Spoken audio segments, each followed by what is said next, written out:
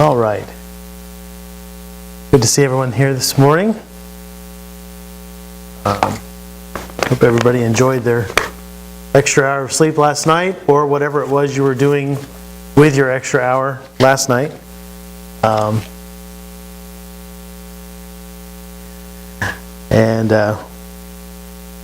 Hope everyone's ready to join into class this morning and to worship in a little bit. We are continuing in Philippians. We're in chapter 3, and we're going to finish up what we started Thursday. Hopefully, we're going to finish up what we started Thursday.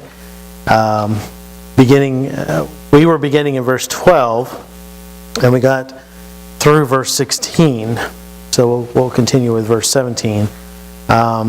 This is not a long passage, so I would like for us to read it again.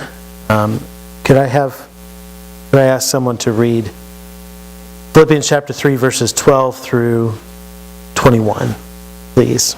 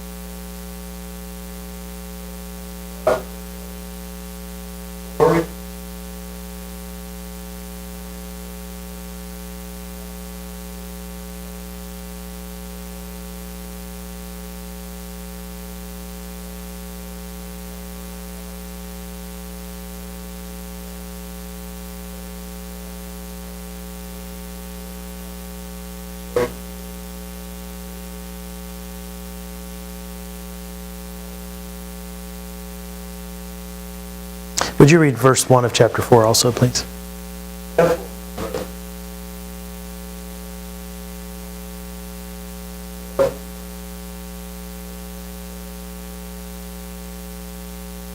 Thank you.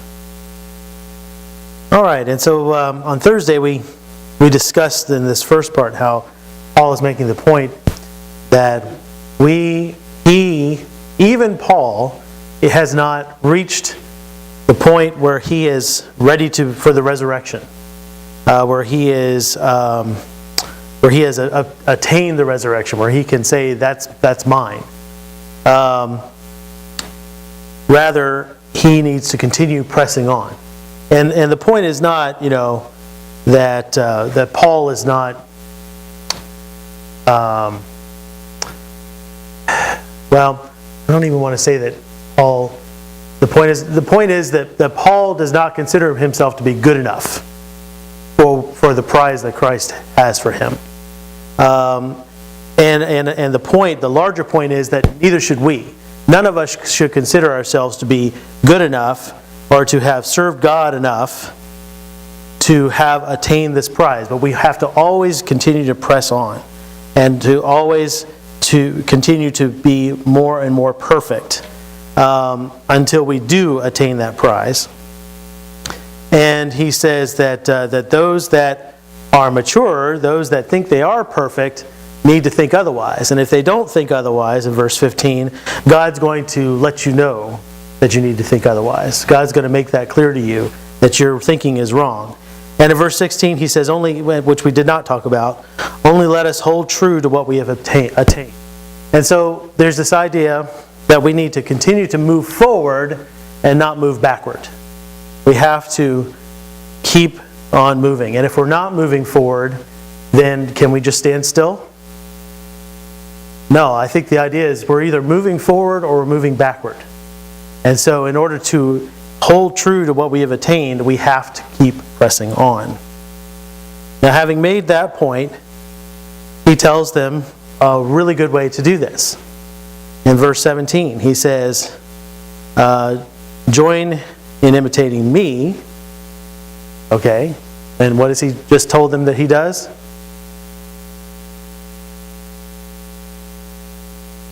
In verse 12.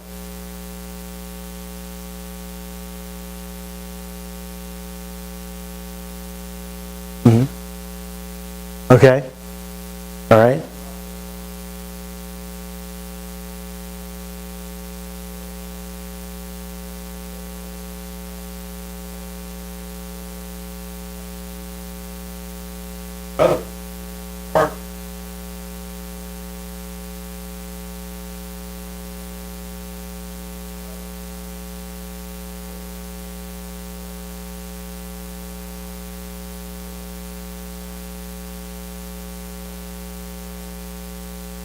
Okay, so he's saying, join in imitating me in this way.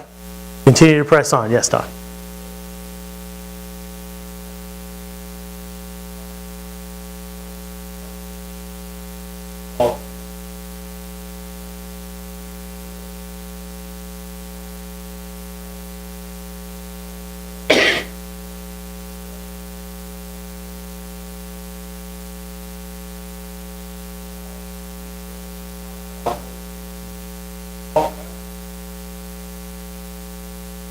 Yes, yeah, that's right.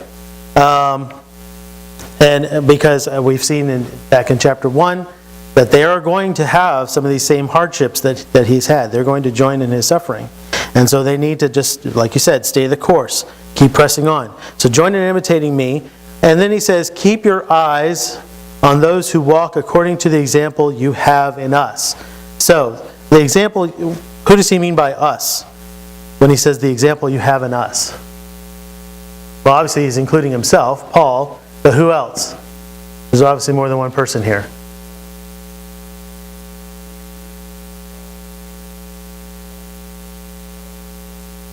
Paul. Okay, so right, so let's not forget that Paul and Timothy are the authors of this letter. We keep referring to Paul, but really I'm doing Timothy a disservice by not including him in this, because it's from Paul and Timothy. And so Paul is saying, or Paul and Timothy are saying, walk according to the example you have seen in us. And who's getting ready to go to Philippi to help them? Paul said he's going to send somebody to them to help them. Timothy, right. Okay, so Paul says, I'm sending Timothy to you, and walk according to the example you have seen in us. So they're going to have that example right in front of them soon. So that's going to be a great help to them. But he doesn't say keep your eyes on them, but he says keep your eyes on those who walk according to the example you have in us. Now, who would those people be? Who are the people that walk according to the example you have in us, that they would be able to keep their eyes on? Christians. Christians where? At Philippi, okay? Right. So Paul is saying you need to look among yourselves and find those people who are following my example, following Timothy's example. And keep your eyes on them. Now, why would you keep your eyes on them?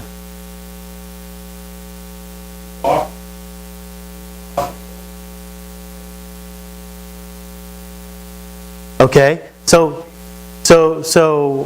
which one do you want to keep your eyes on? Those that are following Paul and Timothy's example, or those that are walking as enemies of the cross of Christ? Who do you want to keep your eye on in your walk, in your pressing on toward the goal? You want to keep, because guess who's Paul and Timothy and those that are following their example, because guess who's in front of you pressing to the same goal that you're trying to press to? You want to keep your eyes on those people and make sure you see those people in your sights. Because if you follow them, you're in good shape. Why? Because they're so good? No. Why would you follow them? Yes. Exactly. Right. Right. Exactly. So we need to be careful who we keep our eyes on. You know, if we're going down this road that Paul and Timothy are going down, and we see these people over here going a different direction, and we keep our eyes on them and say, "Hey, that looks pretty good," we're gonna veer off the wrong path. Okay, so this is the visual that Paul is giving us, to keep our eyes on those that are good examples, those that we know are walking according to the example of Paul and Timothy as they press on toward the goal. Did I see a hand up? Okay, thought I did. So he warns them about these poor examples, these examples that walk as enemies of the cross of Christ. Had Paul told them about these enemies before? Yes, often. So this is nothing new, this is not new information to them. But apparently they need to be reminded. They need to be reminded to watch out for these people. He had often told the Philippians of these, and he is decidedly not rejoicing over these enemies. We see rejoicing as a theme through this book, but this is a cause to not rejoice, but rather to be moved to tears. All right, so this is a serious matter for Paul. This is something that really upsets him. These people that walk as enemies of the cross of Christ. And he's going to tell us a little bit more about them in just a second. Yes, Don. Yes.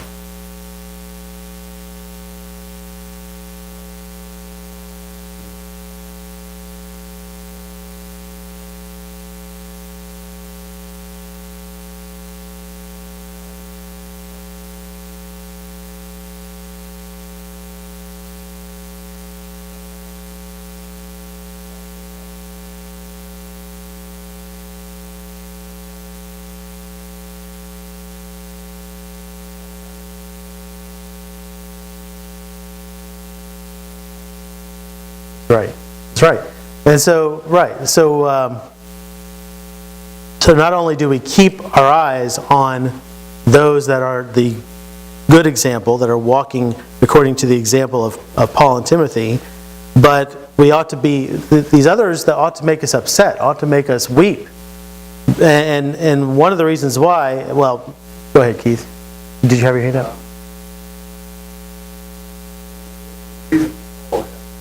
Mm-hmm.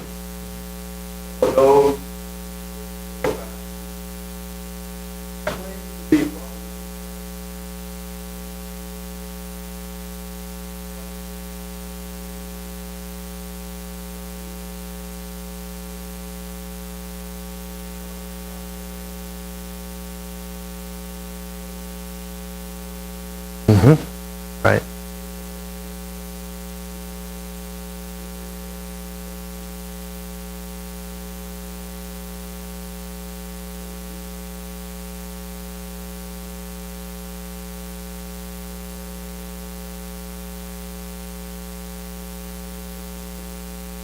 Yes. Right. Right. Right. Mm-hmm.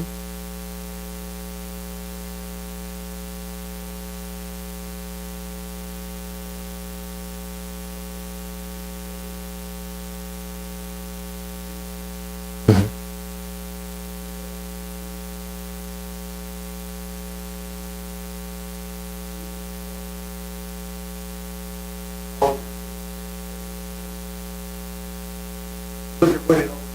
Right. Yeah. Goodness.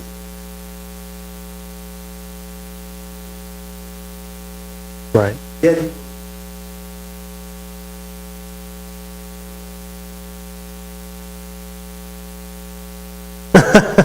Well, that's okay. But yeah, exactly. I mean, this is obviously a problem that they have, and it may be something that's coming even more as well.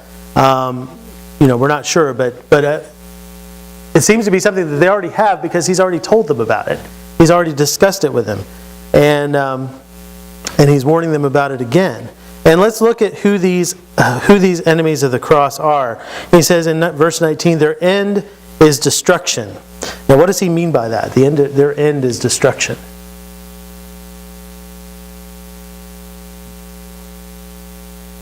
Okay, all right. So the finality of it, of what they're doing, is not salvation. It's destruction. Whose destruction? Theirs, all right. Anybody else? Whoever follows them, exactly.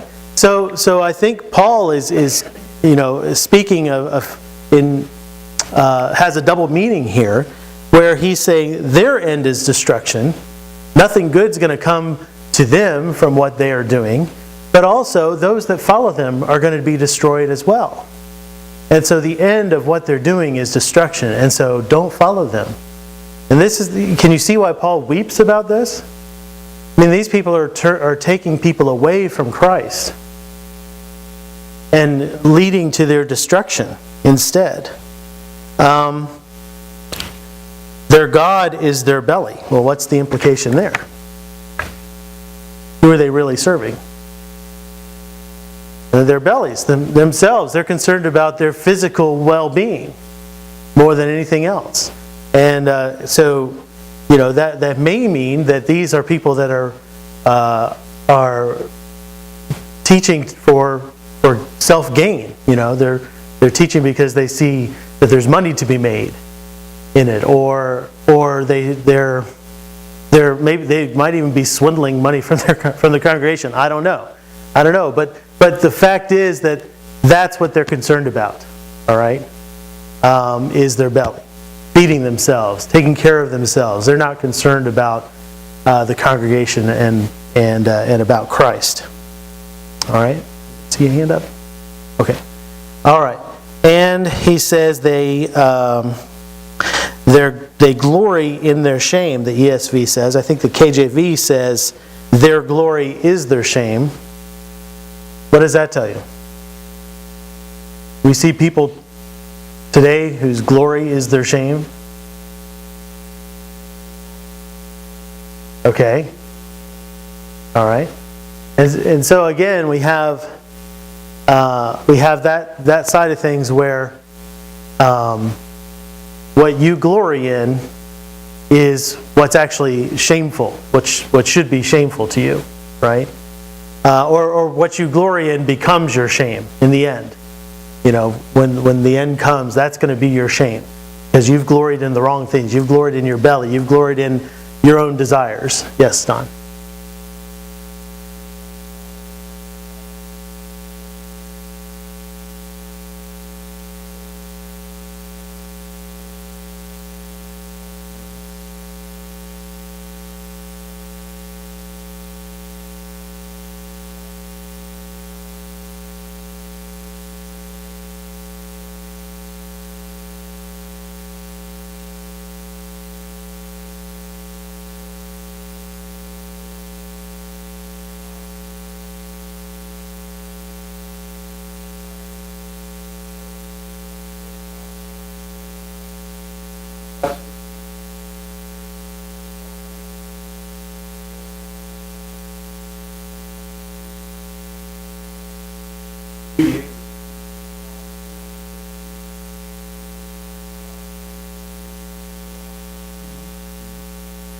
Yeah.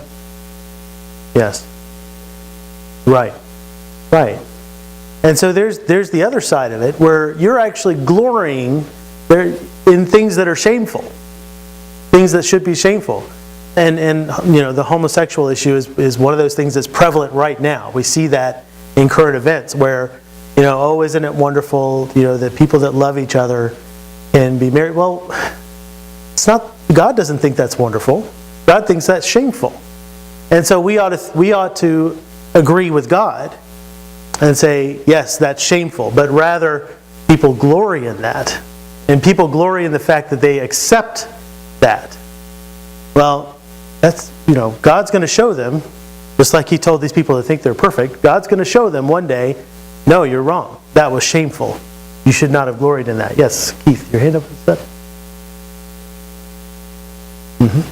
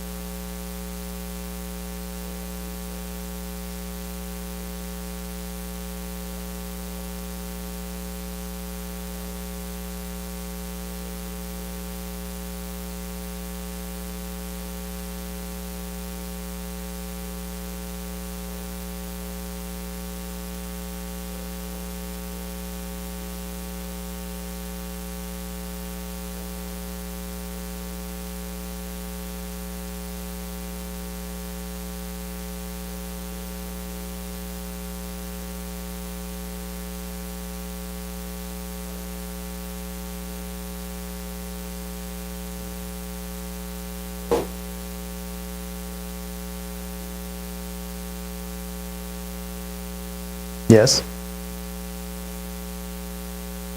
Okay.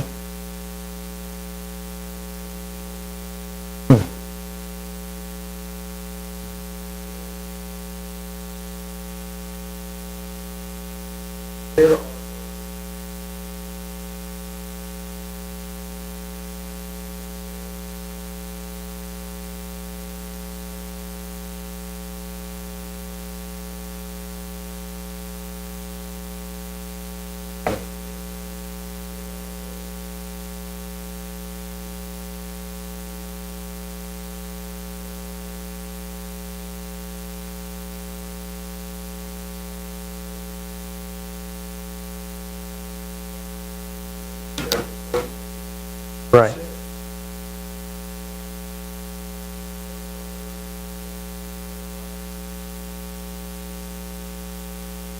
Yes.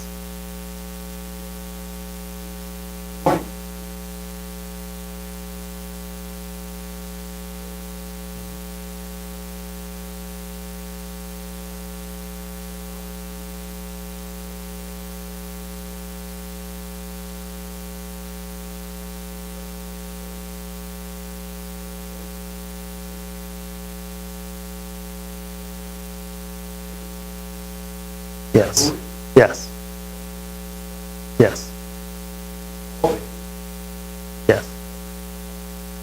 Exactly. And yeah, and so that's the point, is we follow those who we can say, yes, they are doing what this book says. Yes. And so then we say that's a good example. And what you told us brings this idea of their glory is their shame back to Philippi. I mean, we've talked about out in the world. Certainly, we see that all around us, and that's an example where the glory becomes, or what should be shameful is glorious in their minds. The same thing is here in Philippi, where we have people who are the enemies of Christ among them, and they are trying to gain glory. They're trying to take care of themselves, but that glory is their shame. Their end is destruction. And to sum it up, Paul says, and I just lost it. Where is it? There it is. Okay. To sum it up, Paul says their minds are set on earthly things. And that sums up who these people are. Their minds are set on earthly things, yes. Paul just talking about how Paul going talking yada yada on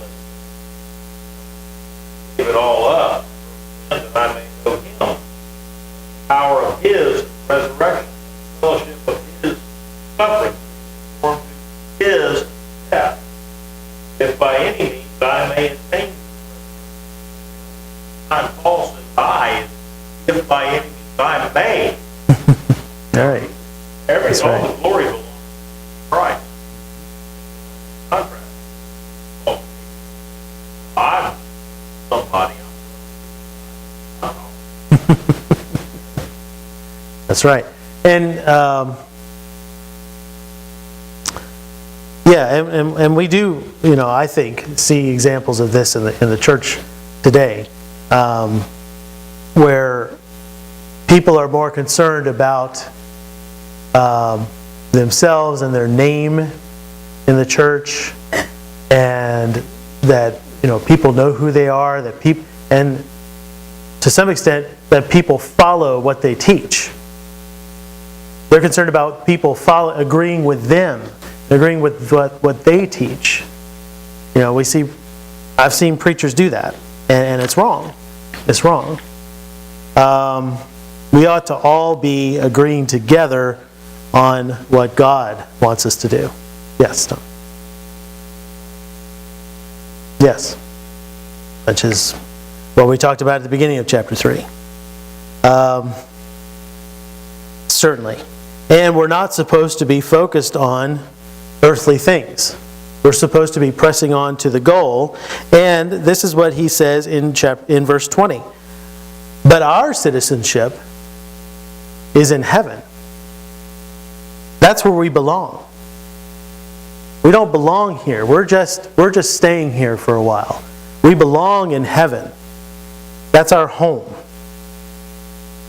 We're waiting for Jesus, he says, in the latter part of verse 20,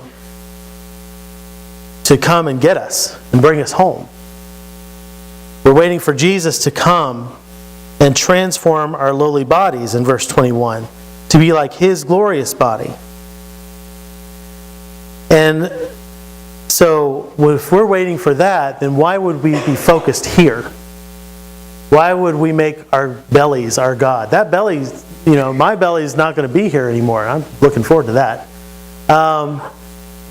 It's not going to be here anymore. It's not going to be relevant to me anymore if I'm a servant of Christ, if I'm found to be faithful when Jesus comes to retrieve me. I'm not going to care about this anymore. I'm not going to care about, how beautiful the earth is anymore. There's something so much better waiting for me. A better body waiting for me that doesn't get sick. So much. I can't enumerate all the things that are going to be better when this life is over and when Jesus comes again. Yes. Yes, we should. Yeah.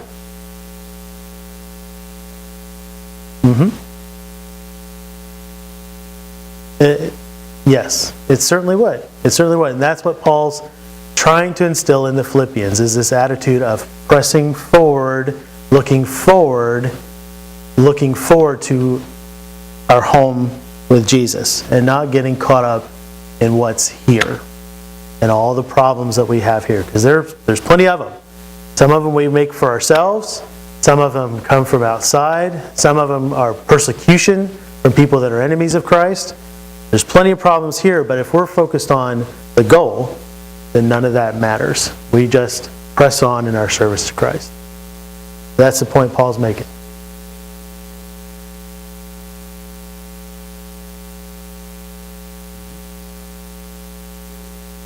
Right. Yes. And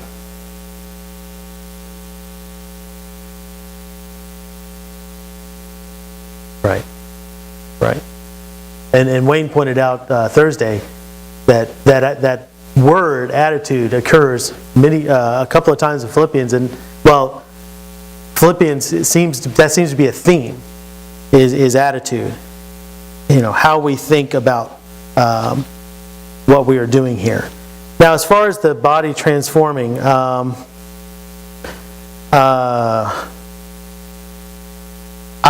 just point you to 1 Corinthians chapter 15, verses 50 through 57.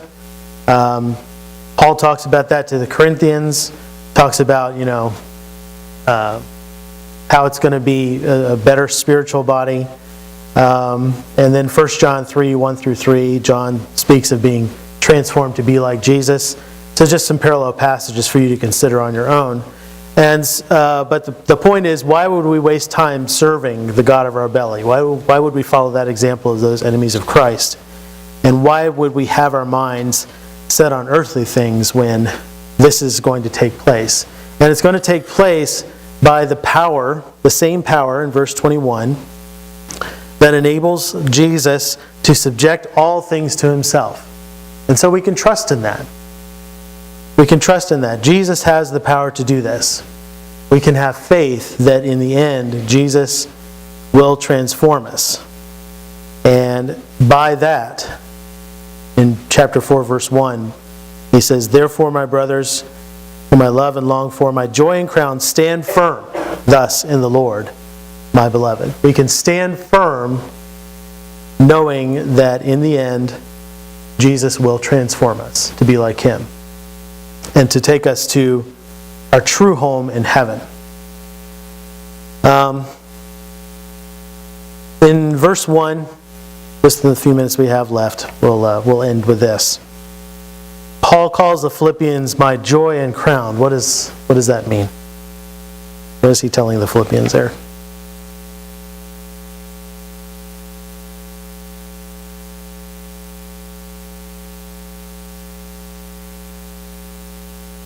The truth? Okay. Oh.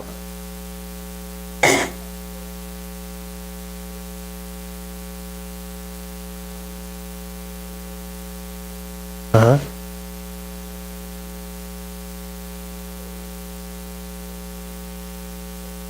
Yeah. Yeah. Mm-hmm.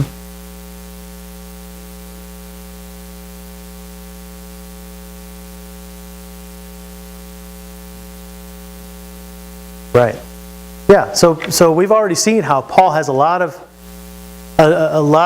strong feelings for Philippi.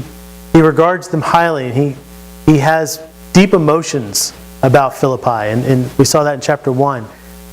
Rejoicing is such a theme in this book, and here he tells them that they are his joy and crown. And I think you're right about that connotation of the word crown. They're his crowning achievement, you might say. That'd be something we would say today. But look at what he says. They're his joy and his crown, but he tells them, stand firm. We've already seen in chapter 3, don't lose what you've already got. Stand firm.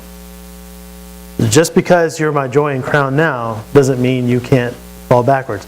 And he's already expressed his concern that they might lose what they've got. Yes, Mark.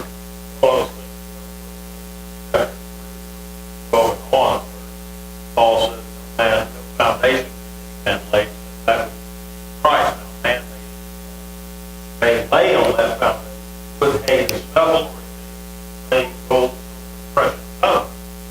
And trial is going to be by fire, or man.